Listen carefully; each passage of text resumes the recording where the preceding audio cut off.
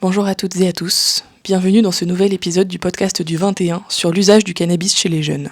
Je suis Lise Brunet, doctorante en psychologie et membre du 21 du LabCD, ici pour vous guider au fil de ce podcast et explorer les dernières découvertes en psychologie.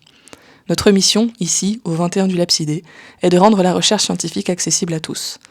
Chaque épisode, nous invitons un chercheur ou une chercheuse pour vous dévoiler les mystères de la psychologie du développement et de l'éducation de l'enfant. Pour ce nouvel épisode, nous avons la chance d'accueillir Linda Scorriels, maîtresse de conférences à l'université Paris-Cité et chercheuse au LabCD. Bienvenue Linda, merci d'avoir accepté notre invitation. Est-ce que tu peux te présenter à nos auditeurs et nos auditrices ?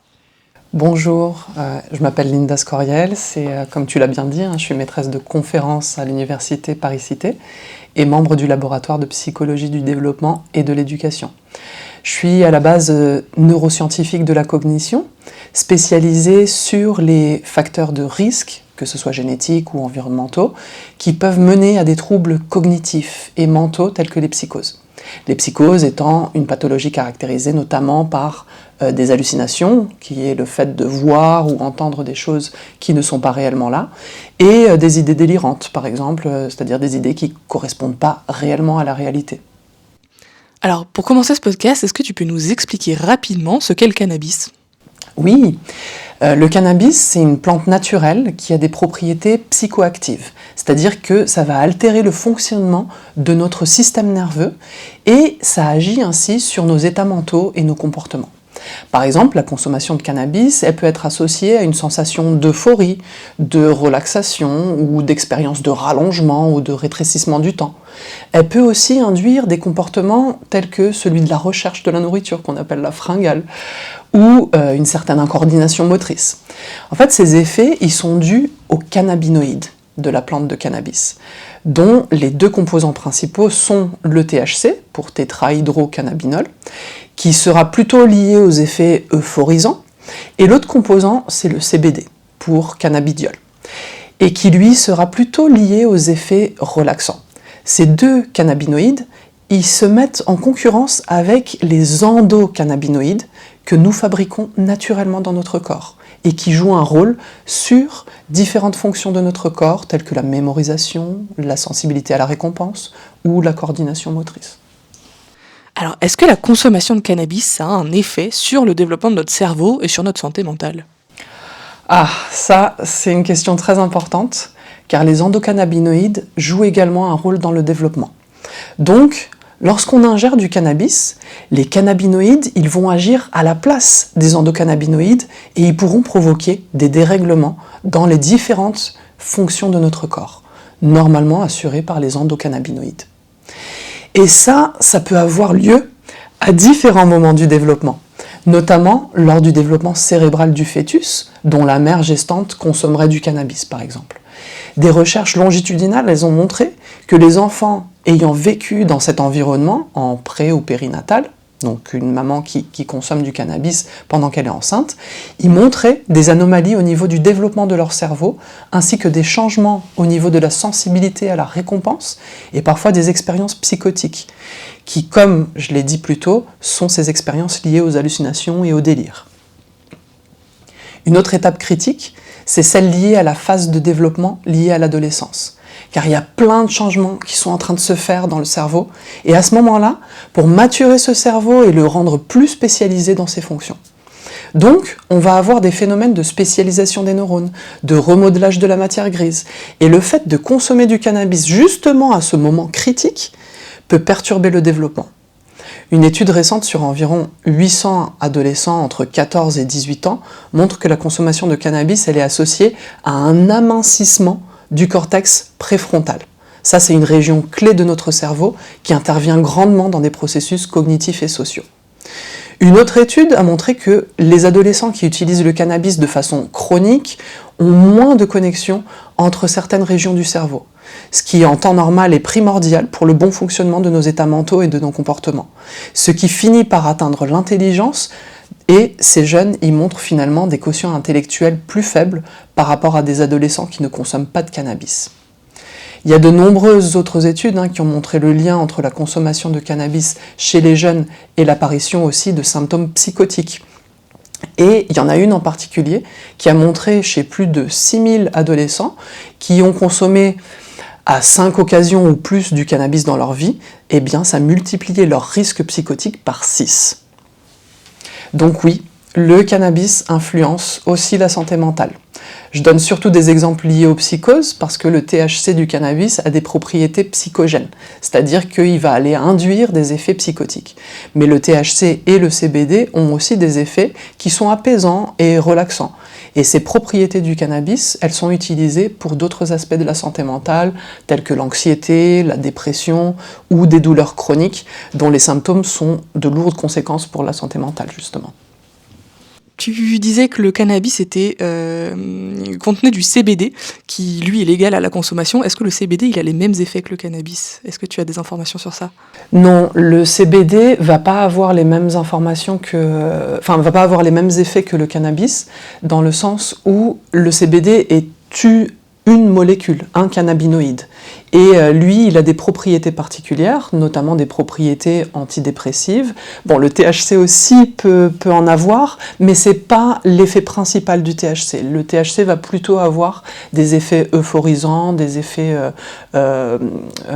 liés à l'apparition d'hallucinations ou des choses de rétrécissement ou rallongement du temps, mais c'est pas sa propriété principale au THC. Alors que le CBD, lui, il va avoir plutôt ses propriétés apaisantes, relaxantes.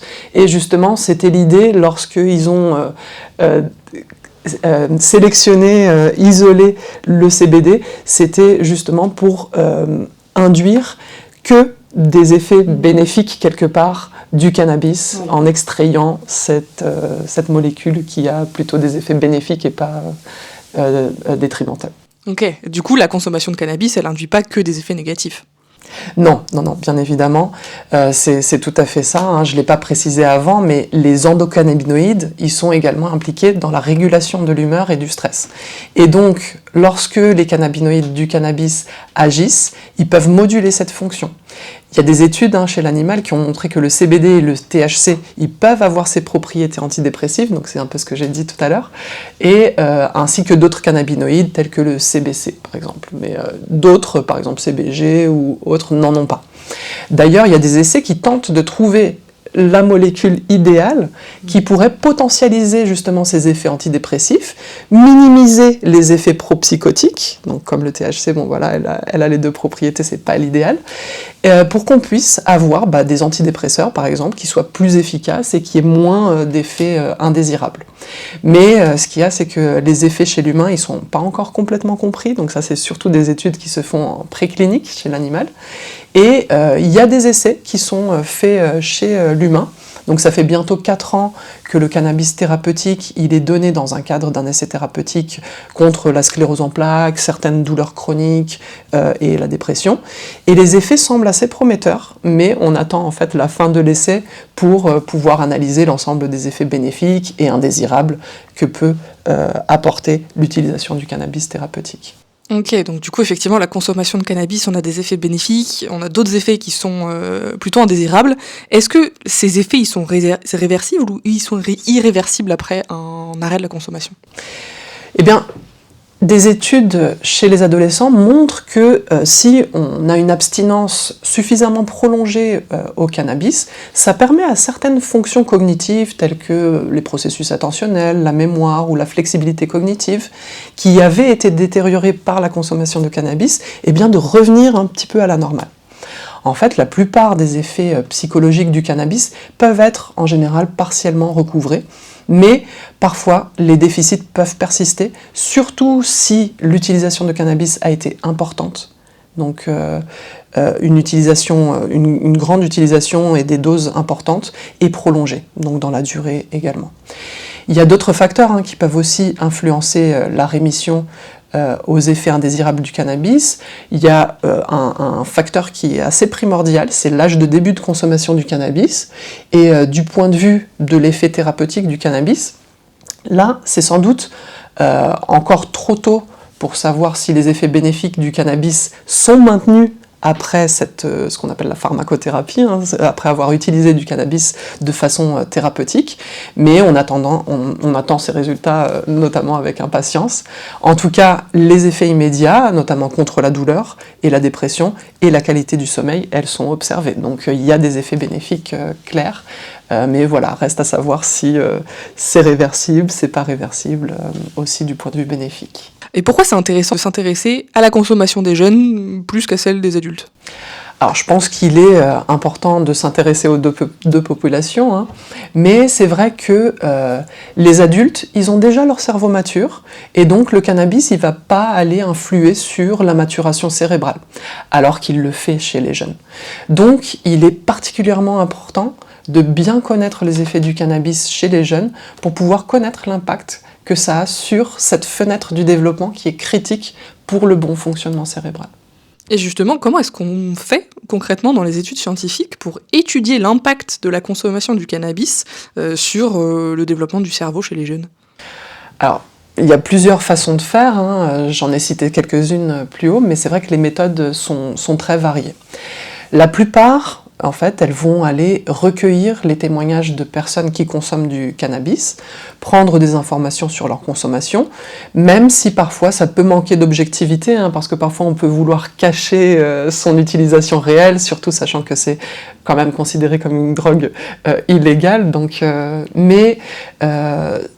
c'est difficile de contourner, en tout cas chez les jeunes, ce recueil de témoignages, parce que c'est actuellement, en tout cas éthiquement difficile, de justifier des essais cliniques où on donnerait du cannabis aux jeunes.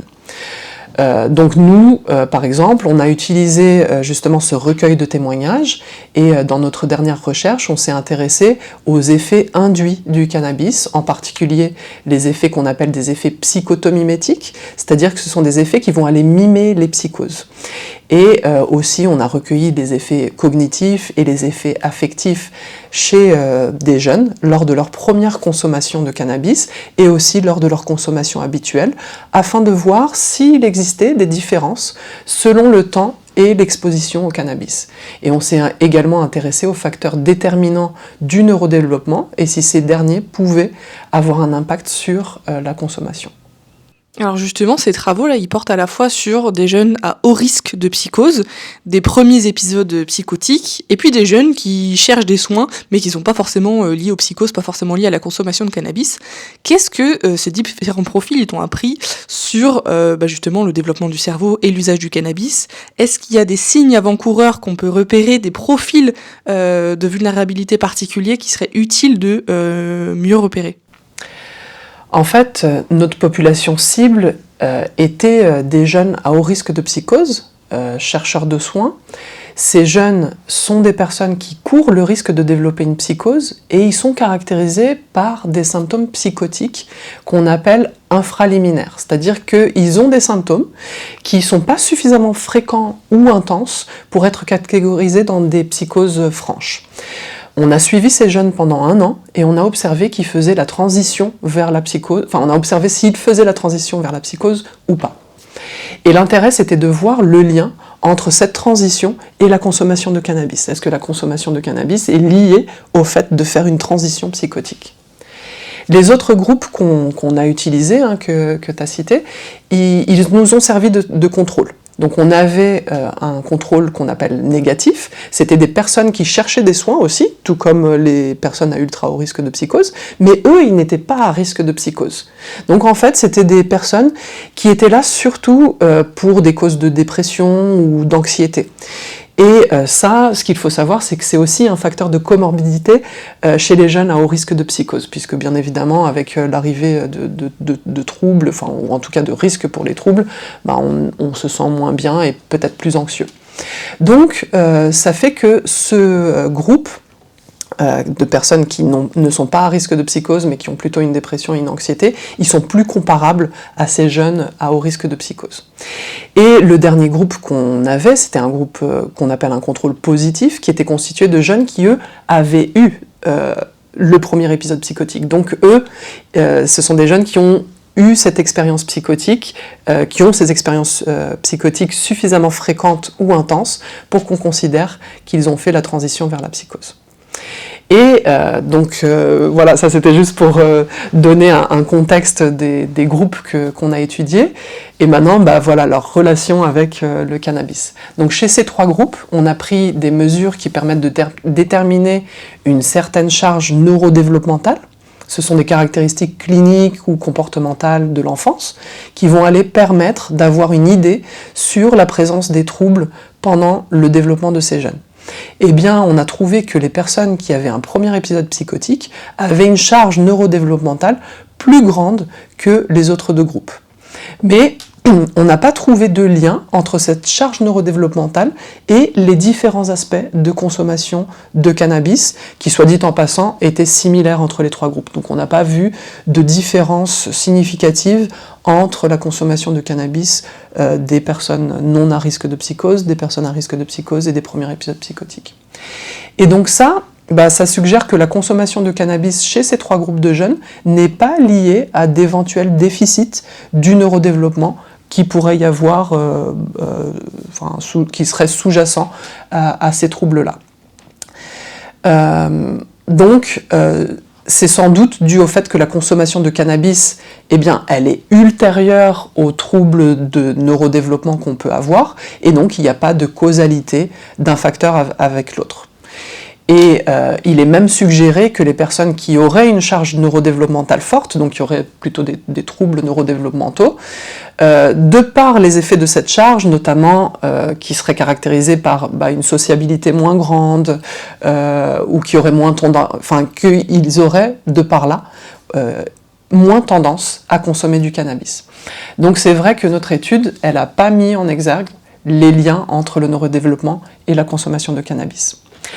Par contre, ce que notre étude a montré, c'est que les personnes à haut risque de psychose, ils avaient une augmentation de leurs symptômes psychotiques avec la consommation de cannabis. Alors que les personnes qui étaient chercheuses de soins mais non psychotiques, donc nos contrôles négatifs, qui étaient donc principalement dépressives et anxieuses, avaient une diminution des symptômes liés au manque de motivation et à l'émoussement affectif avec l'utilisation de cannabis. Donc c'est assez frappant de voir ces 2 effets complètement différents chez ces 2 populations, mais en même temps, ça rejoint ce que je te disais tout à l'heure sur les divers effets du cannabis dus aux différents cannabinoïdes présents dans la plante. Donc il se peut que l'un ait un effet plutôt prépondérant chez une population et un autre cannabinoïde ait un autre effet prépondérant chez une autre. Mais bon, pour dire le message essentiel qui est cet extrait de cette étude, c'est que la consommation de cannabis, elle peut vraiment porter préjudice aux personnes qui ont un risque accru de développer une psychose. La consommation de cannabis pour ces personnes, elle pourrait potentialiser en fait le risque. Et d'ailleurs, chez ces personnes, on a constaté que, comparé à leur première consommation de cannabis, les consommations de cannabis habituelles étaient liées à une augmentation des effets psychotomimétiques, donc ceux qui de type hallucination auditive, paranoïa et délire. Ce qui n'est pas le cas pour les personnes qui sont chercheuses de soins mais qui ne sont pas à risque de psychose. Et on a aussi constaté chez ces personnes à ultra haut risque de psychose une augmentation des effets cognitifs induits par le cannabis avec les consommations habituelles comparées aux premières consommations qu'ils avaient, telles que des problèmes plus importants, par exemple au niveau de la concentration. Et en tout cas, les effets cognitifs ressentis par les personnes à ultra haut risque de psychose pour les consommations de cannabis habituelles étaient plus forts que pour les consommations habituelles des personnes non à risque de psychose. Donc chez les 2, ça existait, mais c'était plus fort chez les personnes à risque de psychose. Les personnes à haut risque de psychose, elles avaient donc plus de problèmes de concentration et de mémoire, mais aussi plus de confusion mentale et de maladresse par rapport aux personnes non à risque.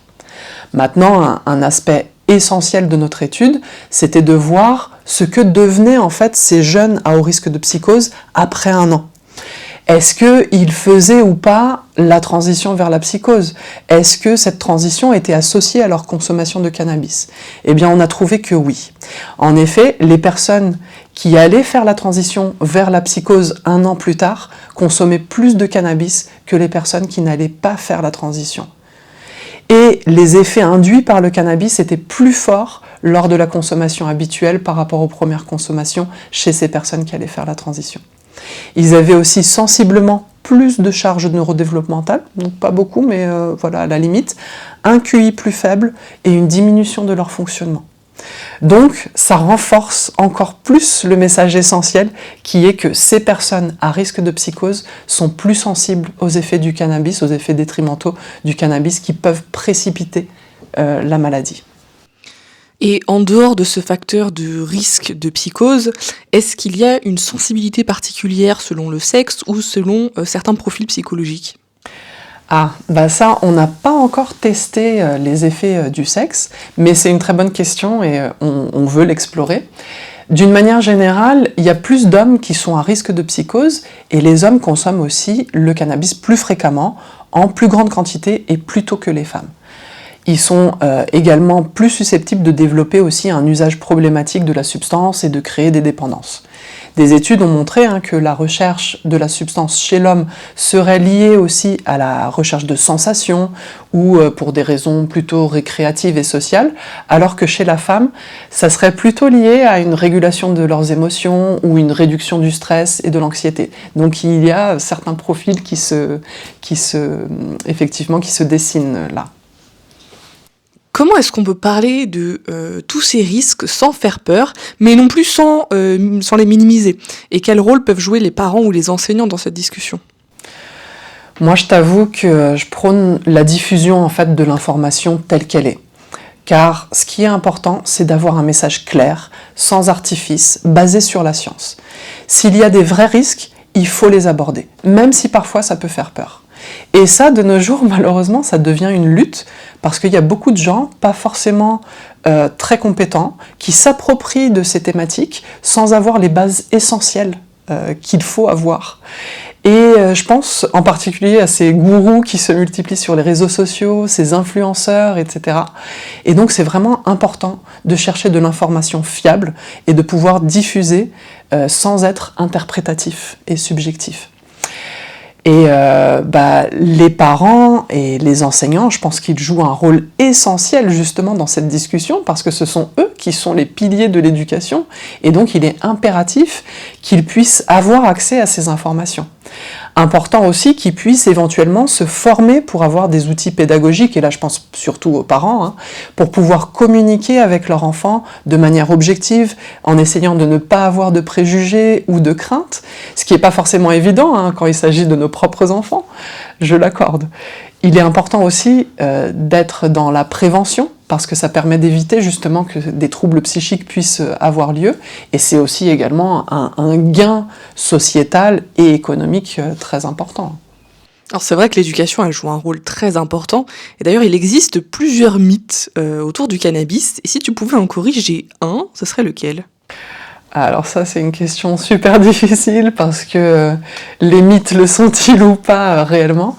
Mais oui, s'il y a un mythe sur le cannabis que je voudrais peut-être contrer, c'est que le cannabis serait la porte d'entrée pour les drogues plus dures telles que la cocaïne ou l'héroïne.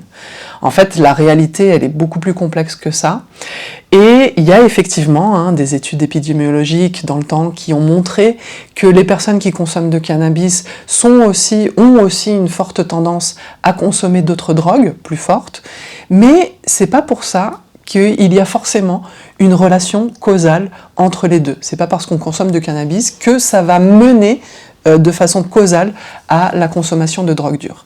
Et en fait, il y a beaucoup d'autres facteurs qui rentrent en jeu, tels que le comportement impulsif ou la recherche de sensations qu'ont certaines personnes, déjà dans leur personnalité, qui vont faire que ces personnes-là, elles vont aller vers un type de drogue ou un autre type de drogue. Il y a aussi l'influence du contexte social, qui peut aussi jouer un rôle, parce que, en général, les personnes qui vont aller fournir le cannabis, c'est aussi les mêmes personnes qui vont aller fournir la cocaïne ou l'héroïne. Et quand on tient compte en fait de ces facteurs, du contexte social ou de la personnalité des personnes, finalement, la relation entre la prise de cannabis et des drogues plus fortes, elle est atténuée, voire elle disparaît complètement.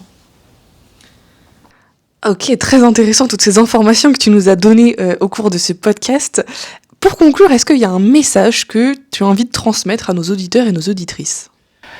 Alors, le message que j'aimerais transmettre, c'est qu'il faut bien s'éduquer sur les effets des drogues et des médicaments, parce que justement, ces effets, ils sont pas toujours simples, et c'est bien d'avoir des sources fiables et scientifiques, comme celle-ci.